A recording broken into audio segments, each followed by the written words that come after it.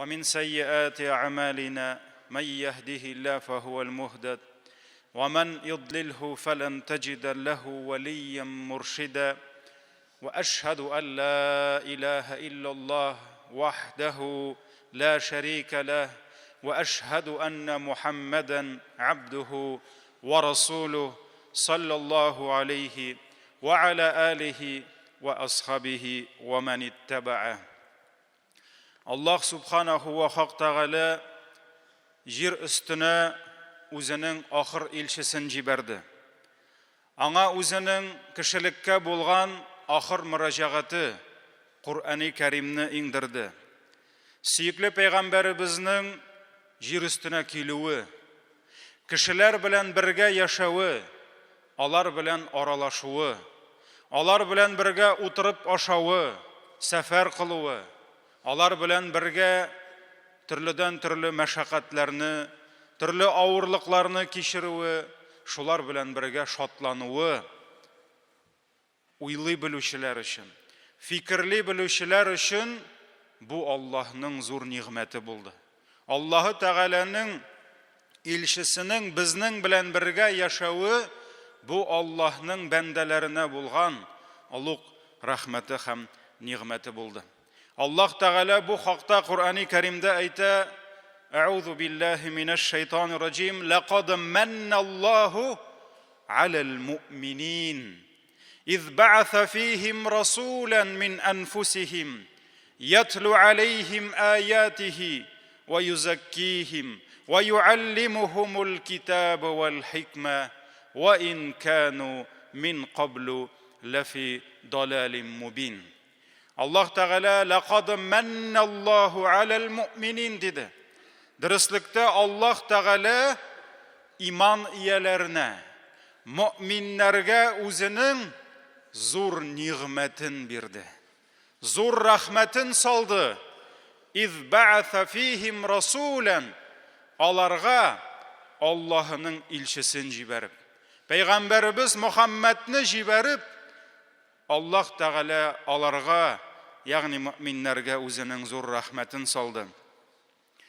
Мөхәммәд Пәйгамбәрбезнең килүе чыннан да зур нигъмәт җәмәгать, һәм ул Аллаһның иң зур нигъмәтләренең берсе булып тора. Һәм Аллаһ Тәгалә аятның дәвамында "мин анфусихим" диде. Бу пәйгамбәр сез кешеләрнең үз арагыздан чыкты ди. Ягъни Аллаһ Тәгалә үзенең пәйгамбәрләрен каяндыр күкләрдән, каяндыр башка планеталардан, фәрештә рәвешендә, ниндидер аңлашылмаган башка бер зат рәвешендә түгел, безнең белән бергә яшәгән, безнең кебек ике кулы, ике аягы, ике күзе булган, безнең кебек ризыкка, йокыга, хезмәткә мохтаҗ булган, безнең кебек олыгайып, картая торган гади кешеләрне җибәрде. Шуңа күрә ул илче, ахыр илче дә сезнең үзегезнең арагыздан булды дип әйтте. Шуңа күрә Мөхәммәд пәйгамбәр ул ниндидер инопланетянин булып, башка җирләрдән килмәде. Һәм кешеләр, сөекле пәйгамбәрбез пәйгамбәрлек вазифасын 40 яшендә алганчы ук бөтенесе аны белделәр. Белделәр ул кем малае, кем улы, аның әнисе кем, аның бабалары кем, аның нәсәбен белеп тордылар. Һәм сөекле пәйгамбәрбез 40 яшендә генә пәйгамбәр булса да, кешеләр аны 40 яшенә кадәр гади кеше булып йөргәндә дә һич бер заман золымлык кылганын, кемнедер рәнҗеткәнен бер вакытта да күрмәделәр. Сөекле пәйгамбәрбез пәйгамбәр булганчы ук бер кашан да путларга баш имәде. Ул бер Аллаһка гыйбадәт кылучы булды. Бер кашан һич кем аның бер тамчы аракы, шәраб ишкәнен, исереп йөргәнен күрмәде. Ул бер вакытта да Аллаһ Тәгалә аның карынына хәмер исерткеч ишемлек кертмәде. Сөекле пәйгамбәрбез бер вакытта кеше әйберсенә тимәде, урламады, харамлашмады. Сөекле пәйгамбәрбез саллаллаһу алейхи ва саллям бер вакытта да чит хатын кызларга тиеп, алар белән фахишлек кылып, зина кылып йөрмәде. аның иң беренче күргән мәхәббәте һәм хәләл хатыны Хәдичә булды. Шуңа күрә ул бер вакытта да зина кылмады. Сөекле пәйгамбәребез кем беләндер килешсә бер кашат да хыянат итмәде. Аллаһ Тәгалә аны алдан ук шушы бийек вазифага әзерләде.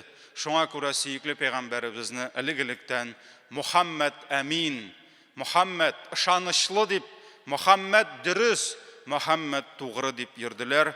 Һәм шуңа күрә дә күп кенә кешеләр сөекле пәйгамбәребез килеп, алар табынып яткан пытлар булар дөрес түгел. Аллаһ бер дип әйткәч, алар иң беренче уй фикердә Мухаммад алдый алмый. Чөнки ул бер кашан да алдамады дип күпме кеше сөекле пәйгамбәребезгә шундук җавап бирде. Шулар арасында Абу Бәкерләр, шулар арасында Госманнар һәм башкалар. Ятлу алейхим аятихи. Ул аларга, ягъни Мухаммад пәйгамбәр кешеләргә Аллаһының аятларын укый. Аллаһ Тәгаләнең илчесе кешеләргә килеп, ниндидер әкиятләр, ниндидер хикаяләр, каяндыр тапкан, каяндыр күргән кыйссалар сөйләмәде. Ул аларга Аллаһның аятларын укыды. Куръани Кәримдә алда булган, элеккеге халыклар белән булган вакыйгалар искә алына. Алардан соң киләчәк нәрсәләр турында хәбәр килә. Әлеге китап Пәйгамбәребез галәйһиссалату вассалам шушы китап белән кешелекне җахилият, дини наданлык караңгылыгыннан дини мәгърифәт, иман нурына чыгарды. Ва юзаккихим. Аллаһ Тәгалә дәвам итеп әйтә. Ул аларны паклый ди. Ул аларны чистарта ди. Нәрсәдән? Сөекле пәйгамбәребез кешеләрнең күңелләрен паклады. Әхлакларын тазартты, акылларын төзәтте. Әгәр дә кешеләрнең күңелләрендә ширк авыруы булса, ул аларны бер Аллаһка гыйбадәткә чакырды. Аллаһ бер генә, аны гына яратып, аңа гына гыйбадәт кылыгыз, аннан гына дуга белән ялварыгыз дип, аларның калепләрен ширк нәрсәләреннән чистартты. Гыфрлыктан иманга чакырды. Җахилият, наданлыктан гыйлемгә, әхлаксызлык, яман халыктан иң күркәм, иң хәерле әхлакка чакырды. Шуңа күрә Аллаһ Тәгалә ва юзаккихим, ул аларны паклый, чистарта диде. Ва юаллимухумул китаба вал хикма. Ул аларга китапны һәм хикмәтне өйрәтә диде. Тәфсир галимнәре бу аятта китап дигән сүз һәм ул күп җирдә шулай килә, Куръан диделәр.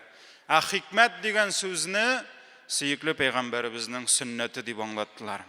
Мухаммад пәйгамбәр һәм аның тәрбиясе, ислам тәрбиясе килгәнче халыклар тамам адашуда булдылар. Алар акны карадан, явызлыкны изгелектән айырмадылар. Шуңа күрә кашан сөекле пәйгамбәребез иң беренче мухаҗирларны Эфиопиягә җибәргәч, Мәккәдә инде яшәү мөмкинлеге калмагач, ул аларны җибәрде Насара иленә. Христиан иленә күчтеләр мөселманнар Мәккәдән Эфиопиягә. Һәм әйтте, анда бар диде патша Нәҗаши. Ул һич кемне кимсетми икән, ул һич кемне рәнҗетми диде. Һәм шушы Нәҗаши каршына баскач мухаҗирлар, хәзер Нәҗаши аларны яки юкка чыгара, яки халак итә, яки аларга кадер-хөрмәт күрсәтә. Әле бит Нәҗашиның кырында пышылтап торучылар да бар иде. Шуннан соң Нәҗаши Җафар ибн Абу Талибка сорау бирде. Сез нәрсәгә чакырасыз диде. Мөхәммәд сезне, динегез нәрсәгә чакыра диде. Шуннан соң Җафар ибн Абу Талиб әйтте, без моңа кадәр путларга табына идек ди. Мушрик булдык ди. Без үләксә ит ашадык ди. Без исерткеч ичемлекләр эчтек. Туганнарыбыз белән арабызны үзеп яшәдек. Без бузык фәхиш эшләр кылдык. һәм менә безгә Аллаһ Мөхәммәдне җибәрде ди. Һәм ул безне менә шушы бөтен караңгылыктан нурга чыгарды дип әйтте. Шуңа күрә җәмәгать, сөекле пәйгамбәребез саллаллаһу алейхи ва саллям кешелекне изгелеккә өндәде. Һәм Мөхәммәд пәйгамбәр ул башка пәйгамбәрләрдән айырмалы буларак, ул бар җан ияләренә дә, бар мәхлукларга да пәйгамбәр булып килде. Әгәр дә аңа кадәр яшәгән кайсы гына пәйгамбәрне алсак та, без беләбез, ул пәйгамбәр үз халкына, үз җирлегенә пәйгамбәр булып килде. Хәтта бер үк заманда берничә пәйгамбәр яшәде. Һәм бу пәйгамбәр үз җирлегенә пәйгамбәр булса, бу пәйгамбәр үзенекенә булды. Ләкин сөекле пәйгамбәребез ул шушы бөтен килгән пәйгамбәрләргә мөхөр, пишәт буларак ул соңгы пәйгамбәр. Ул бөтен кешегә пәйгамбәр булып килде. Һәм ул пәйгамбәр булды кешеләргә дә, җиннәргә дә, гарәпләргә дә, гарәп булмаганнарга да. Ул пәйгамбәр булып килде китап әһелләренә дә, яһуд һәм насараларга да, мәҗүсиләргә дә, түрәләргә, патшаларга һәм гади халыкка, кулларга да. Бер генә бер кеше дә, әгәр дә мин Раббыма иман китердем, мин Раббыма якынайып, аның кулы булыйм дип әйтсә, ул Мөхәммәд пәйгамбәрне урап кына Аллаһының кулы була алмый. Аллаһы Тәгаләгә кул булуның бердән бер юлы Мөхәммәд пәйгамбәр аша. Һәм әгәр дә бер кеше җәннәткә керергә теләсә, ул белсен, җәннәтнең ишеге монда бер, ул Мөхәммәд пәйгамбәр. Әгәр дә Мөхәммәдкә иман китереп, ул калдырган юлга басса, аның юлы җәннәткә бара. Әгәр шушы юлдан баш тартса, аның юлы бәлки күзенә җәннәт юлы булып күренсә дә, ул аны упкынга, тамукка алып төшә. Имам Бухари риваятында килә, сөекле пәйгамбәребез кемдә кем миңа итагать кыла, ул җәннәткә керә диде. Кем миңа гынах кыла, ул каршы чыгучы, ягъни Аллаһыга каршы чыгучы була диде. Шуңа күрә кемдер әгәр дә җәннәт юлын мин Мөхәммәд белән түгел, Муса белән эзлим дисә, мин Ибраһим, Авраамга иярәм, яки мин Гайсаның юлы белән барам дисә, мөхтәрәм җәмәгать, әгәр дә шушы бөек шәхесләр, бөек пәйгамбәрләр терелеп бүген менә монда кайтсалар, әгәр дә Муса терелеп кайтса, әгәр дә Ибраһим терелеп кайтса, әгәр дә күкләрдән Гайса төшсә, һәм ул төшәчәк, алар бөтенесе дә Мөхәммәд пәйгамбәргә иярерләр иде. Алар бөтенесе дә аңа ияреп, Аллаһының ризалыгын сөекле пәйгамбәребезнең юлыннан эзләрләр иде. Моңа дәлил Аллаһ Тәгалә Куръани Кәримдә әйтә: "Ва из ахазаллаһу мисакан набиййина лама атайтукум мин китабин ва хикма ثم جاءكم رسول مصدق لما معكم لتؤمنون به ولتنصرونه". Аллаһ Тәгалә Куръани Кәримдә әйтте: "Менә ди Аллаһ килешү төзеде ди. Килешү, договор төзеде. Вәгъдә алды пәйгамбәрләрдән ди. Мин сезгә күпме нигъмәт бирдем. Үземнең китабымны иңдердем. Мин сезгә хикмәт, гыйлем бирдем. Мин сезгә шушы нәрсәләрне биргәннән соң, сез пәйгамбәрләр ди, әгәр дә сезгә минем соңгы илчем килсә ди, Мөхәммәд килсә ди, һәм ул сез сөйләгән нәрсәләрне расласа ди, Аллаһ Тәгалә әйтә, сез аңа иман китереп, сез аңа ярдәм итәчәксезме ди. Һәрбер пәйгамбәрдән Аллаһ сорады. Шуннан соң Аллаһ Тәгалә әйтә: "Кала аъқрартум ва ахазтум аля заликум исри?" Кала аъқрарна. Сез ди, без шушы килешүне кабул иттек һәм сиңа вәгъдә бирдек дип әйтәсезме ди.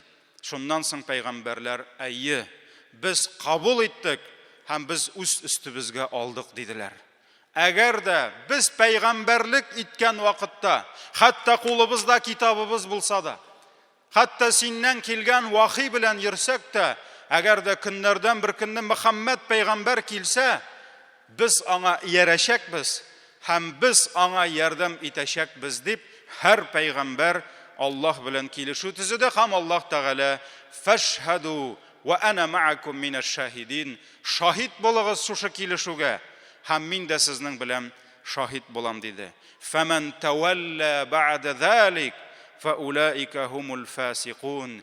Кем инде шушы килешүдән соң артын куйса, килешүне бозса, баш тартса, Мөхәммәд пәйгамбәргә ияреп аңа ярдәм итүдән, алар барысы да бызык һәм гынахлы бәндәләр диде. Һәм Ибн Кәсир үзенең тәфсирендә шушы аяткә Абдулла ибн Габбас исемле сахабаның сүзләрен китерде. Абдулла ибн Габбас әйтте, Аллаһы Тәгалә ди, кайсы гына пәйгамбәрен җибәрсә дә ди, аны җибәрер алдыннан аның белән килешү төзеде ди. Һәрбер пәйгамбәр, Адам, Нух, Худ, Салих, Ибраһим, Муса, Гайса, бөтенесе дә договорга кул куйдылар. Бөтенесе төзеделәр. Әгәр дә көннәрдән бер көнне Мөхәммәд пәйгамбәр килсә, һәм син пәйгамбәр исән булсаң, син һич шиксез аңа иман китерәчәксең һәм аңа ярдәм итәчәксең дип. Һәр берсе шушы килешүне төзеде ди, кабул итте. Һәм һәр пәйгамбәргә дә Аллаһ Тәгалә әмер итеп әйтте ди, үз халкы, үз өммәте белән шундый ук килешүне төзергә ди. Шуңа күрә мөхтәрәм җәмәгать, Нух үзе дә сөекле пәйгамбәребезгә иман китерде, аны көтте һәм үз халкына да көннәрдән бер көнне Мөхәммәд килсә, сез аңа иярәшәксезме дип, алар иярәшәкбез диделәр. Һәрбер пәйгамбәр, Муса, Ибраһим, Гайса үз халкы, үз өммәте белән шушы килешүне төзеде. Мөхәммәд пәйгамбәрнең көннәрдән бер көнне киләчәген бар пәйгамбәрләр дә белделәр, көттеләр, үз өммәтләрен әзерләделәр. Барысы да белде. Ләкин Мөхәммәд килгәч, күбесе иярергә теләмәде. Шайтан вәсвәсәсенә бирелде. Аллаһы Тәгаләнең рәхмәте белән без Мөхәммәд өммәте булдык. Һәм Мөхәммәд өммәте дигән бөек исемне йөртәбез. Аллаһыга һәм пәйгамбәребезгә булган мәхәббәтебез, кадер-хөрмәтебез һәр кайсыбызның күңел түрендә булырга тиеш. Күңелебезнең түрендәге урынны башка затка бирмик. Анда Аллаһ һәм илчесе булсын.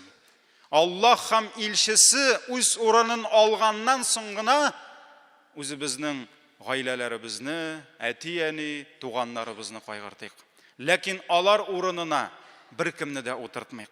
Аллаһ Тәгалә Куръани Кәримдә әйтте: "Кул إن كان آباؤكم وأبناؤكم وإخوانكم وأزواجكم وعشيرتكم وأموال اقترفتموها وتجارة تخشون كسادها ومساكن ترضونها أحب إليكم من الله ورسوله وجهاد في سبيله فتربصوا حتى يأتي الله بأمره." Allah Teala peygamberimizge emir etip aytты: "Ayt kişilerge di, agar da sizning әти-әниләрегез, agar da sizning balalarıгыз, agar sizning туганнарыгыз, halal jifit ирләрегез, хатыннарыгыз, гаиләләрегез ди, agar da sizning сата торган товарларыгыз ди, agar da sizning яратып өлгергән йортларыгыз, фатир квартирларыгыз дип әйтәбез. Agar da булар барысы да sizning күңелегез өчен Аллаһы Тәгаләдән, аның илчесеннән һәм Аллаһ юлында җихад кылу, ягъни Аллаһ юлында тырышлык кылудан сөеклерәк булса ди, Аллаһтан, илчесеннән сөеклерәк булса шушы затлар, фатараббасу, көтегез ди. Нәрсә көтегез? Проблема көтегез ди. Хатта яти Аллаһу би амри, Аллаһының әмре төшкәнне көтегез ди. Валлаху ла яхдил каумал фасиқин. Аллаһ фасиқ булган, бызык булган халыкларны туры юлга күндермәс ди. Умар ибн Хаттаб, карагыз, Аллаһның илчесенең нинди якын сахабасы. Әлбәттә, беребезнең дә Аллаһыга күпмедер мәхәббәтебез, Пәйгамбәребезгә күпмедер мәхәббәтебез булса да, Гомәрнең мәхәббәте белән якында килми, чагыша да алмый. Ләкин Гомәр ибн Хаттаб бер көнне сөекле Пәйгамбәребез янына килеп, "Эй Аллаһның илчесе, мин сине яратам" диде. Чөнки аның яратуы шул кадәр зур булды, аны Пәйгамбәргә әйтәсе килде. Менә без әйтә алмыйбыз. Без Пәйгамбәребезне яратсак та әйтә алмыйбыз, чөнки без аннан соң килгән халыклар. Ул килде һәм әйтте: "Я Расулаллах, мин сине бар нәрсәдән дә, бөтенесеннән дә күбрәк яратам, әмма үземнән кала" диде. Үземнән соң, үземне яратканнан соң, мин сине бөтенесенә карыйдан ныграк яратам диде. Дөресен әйтте. Күңелендә нәрсә бар, шуны әйтте. Алдамады. Гомәр шулай диде. Кем соң ул Гомәр? Аның Пәйгамбәребезне яратуы, әлбәттә, безнең яратуыбыздан күпкә өстен, чагыша алмый, әмма юк. Гомәр ибн Хаттаб яшермәде. Без кайвакыт яшерәбез. Кайсы гына мөселманнан сорасаң да, син күбрәк үзеңне яратасыңмы? Әллә Пәйгамбәрнеме дисәң, күбебез, әлбәттә, конечно, Пәйгамбәрне яратабыз дибез. Без алданабыз шулай. Без еш кына хатыныбызга шулай әйтәбез, балаларыбызга, кардәшләребезгә әйтәбез, ләкин бер вакытта да нәфсебезне икенче урынга куясыбыз килми. Бер вакытта да менә монда торган минебезне без икенче, өченче урында күрәсебез килми. Һәр вакыт без беренче урында күрәбез. Һәм ике мөселман бу качан күренә? Ике мөселман бер-берсен брат я тебя люблю дип яшиләр дә, берсе икенчесенә хакын биреп бетермәсә базарда, аннан шундый сугыш китә.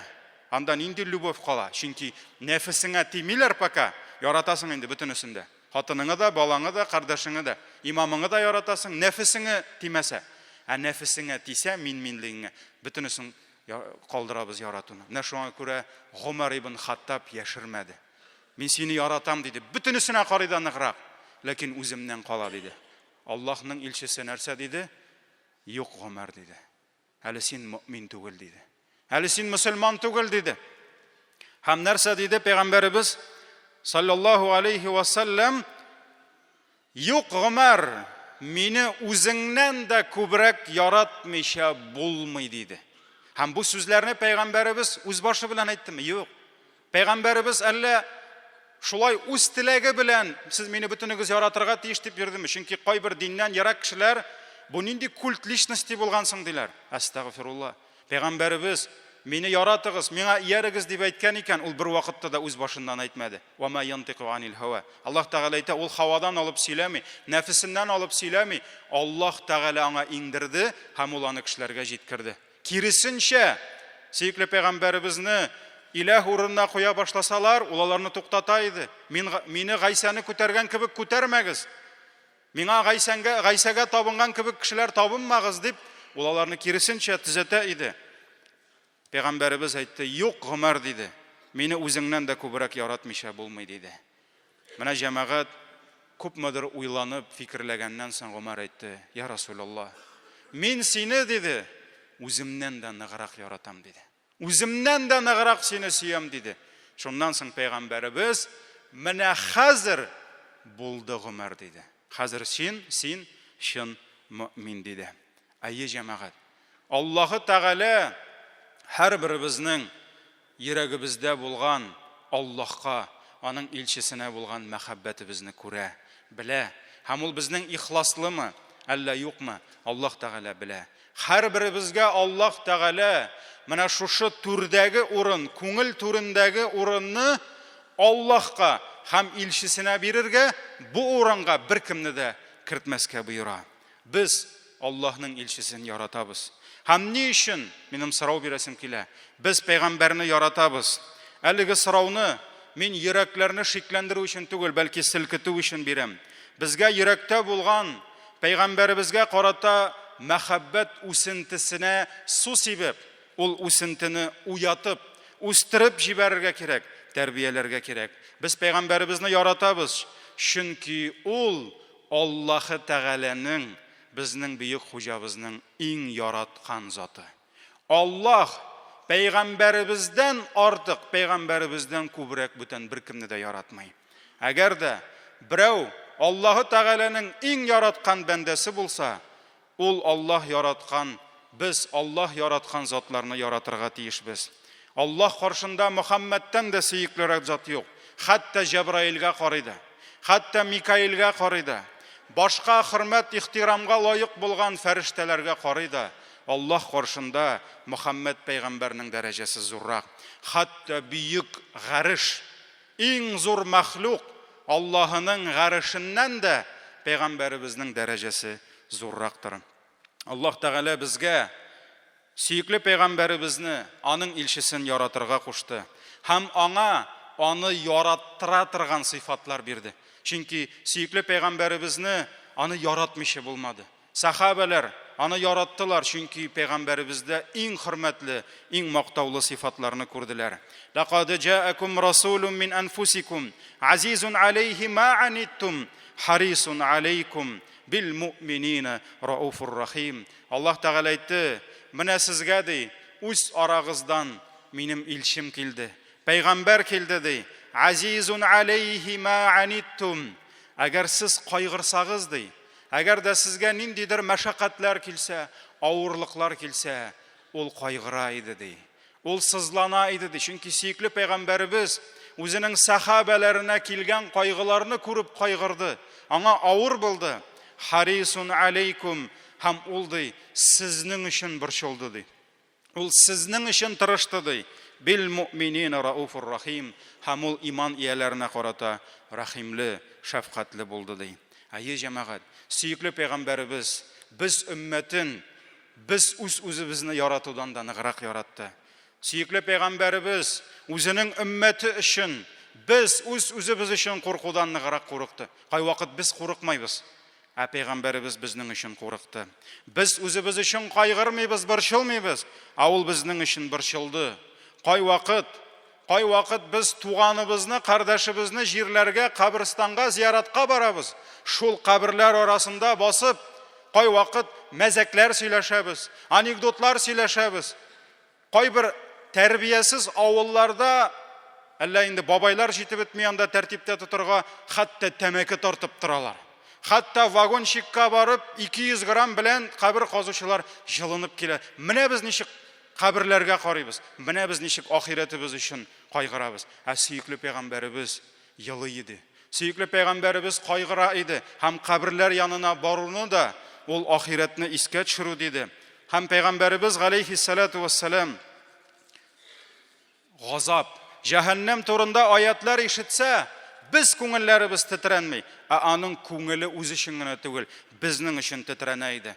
Карагыз, имам Муслим җыентыгында килә, пәйгамбәребез галейһиссалату вассалам бер вакыт Куръанда аят укыды. Гайса галейһиссаламның сүзләрен Куръандан укыды. Ин ту'аззибухум фа иннахум ибадук. И Раббым, әгәр дә син бәндәләреңне газапка тартсаң, алар бит синең бәндәләрең. Син кемне телисең тарталасың. Ва ин тагфир лахум, әгәр дә син аларны гафу итсәң, Аллаһ газапка да тартала, ләкин Аллаһ бит кичерә дә ала. Ва ин тагфир лахум фа иннaka антал азизул хаким. Әгәр дә син аларны кичерсәң, син бит гыйззәт һәм хикмәт иясе. Шушы аятны без сезнең белән укыйбыз.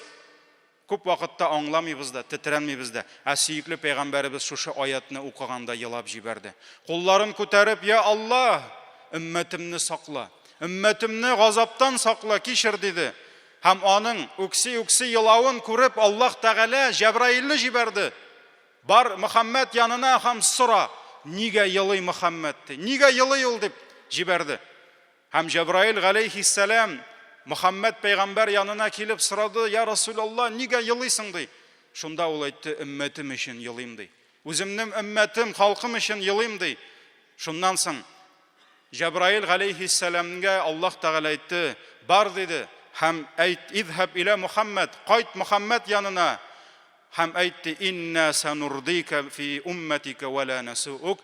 Дөрестлектә, кыямәт көнендә син өммәтеңнең хәлен күреп риза булачаксың.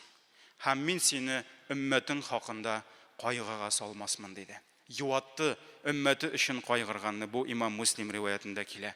Һәм газиз кардәшләрем, сөйкле пәйгамбәребезне яратабыз. Һәм без ул яраткан кешеләрне яратабыз. Аның янәшәсендә булган кешеләрне, аның гаиләсен, аның кызларын һәм улларын, аның оныкларын, аның янәшәсендә торган сахабаларын без яратырга тиешбез. Аллаһ Тәгалә Әгъзаб сүрәсенең 6-нчы аятында әйтте: "Ан-набийю аула бил муъминина мин анфусихим". Аллаһның пәйгамбәре алар өчен, ягъни муъминнәр өчен үзләреннән дә алданрак килә диде. Ягъни алар өстенлекне үзләренә карыйда пәйгамбәргә бирәләр. Ва азваҗуху уммахатухум. Аның хатыннары ди, ул муъминнәрнең әниләре ди. Шуңа күрә сөйкле пәйгамбәребезнең Хадишәсе, Умму Сәләмәсе, башкалары Гайшәсе, без аларны әниләребезне яраткан кебек яратабызмы? Аллаһ Тәгалә шушы кешеләрне, әлхамдулилла, иман әһелләре өчен әниләр дип әйтте. Әниләр дип билгеләде. Шуңа күрә без үз әниебезгә әниебез дип эндәшсәк, шулай ук без пәйгамбәребезнең хатыннарына Хадишә әниебез, Гайша әниебез дип эндәшергә тиешбез. Без Аллаһны яратабыз. Без пәйгамбәрне яратабыз дип, әгәр дә без соңыннан Әбу Бәкрне яратмасак, чөнки адашкан шундый фиркалар бар. Biz Allah'ını yaratабыз, Muhammed'ni yaratабыз, ләкин Әбу Бәкрне ләгънәт кылабыз, Гомәрне каргыйбыз, Госман җәһәннәмдә булсын дип дуа кылабыз дип әйтүче адашучылар бар. Юк, җәмәгать. Аллаһны яратып, пәйгамбәрне яратып, Әбу Бәкрне яратмыйча, Гомәрне яратмыйча, Госманны яратмыйча, Галине яратмыйча, яки Хадишәне яратып, Гайшәне мыскыл итеп, җәннәткә кирип булмый. Пәйгамбәребезнең юлында булып булмый. Сөйкле пәйгамбәребез үлгәндә, Гайша үзенең селәгәе белән җибетте мисвакны, пәйгамбәребезнең сорауы белән, һәм авызыннан мисвакны алып пәйгамбәребезнең авызына каптырды. Һәм сөйкле пәйгамбәребез Аллаһ хузурына күчте, башын Гайшаның күкрәгенә куеп, аның алдында ятып үлде. Менә бу күрсәтә, сөйкле пәйгамбәребез янына Аллаһы Тәгалә иң изге хатыннарны җыйды, иң изге ирләрне җыйды. Шуңа күрә Мөхәммәд пәйгамбәрне яраткан, аларны да яратырга, аларны да өйрәнергә тиеш. Һәм җәмәгать шулар кебек булырга тырышырга тиеш. Кем аларны яратса, сөйкле пәйгамбәребез нәрсә диде? Кемне яратсаң, кыямәттә шулар белән бергә булырсың диде. Хәтта бер вакыт Раби'a Әл-Аслами исемле бер сахаба килеп: "Я Расулаллах, я Расулаллах, сиңа сорауым бар" диде. Пәйгамбәребез әйтте: "Нинди сорау? Бир әйдә соравыңны" диде. "Я Расулаллах, минем өчен дуга кыл. Минем синең белән җәннәттә юлдаш буласым килә" диде. "Синең белән бергә буласым килә" диде. Пәйгамбәр саллаллаһу алейһи ва саллям: "Башка соравың юкмы" диде. "Башка соравым юк" диде. "Шулай булгач, син миңа күп сәҗдәләрең белән ярдәм ит. Сине минем юлдашым итүдә" диде. Шуңа күрә Раббым безгә сөйкле пәйгамбәребезне яратып, аның сөннәтендә булып, аның гаиләсен, аның сахабаларын өйрәнеп, пәйгамбәребезнең юлында булырга, шуны сакларга һәм шуңа өндәргә Раббым насыйп итсен, адашулардан, саташулардан үзе сакласын. Астагфируллаһ.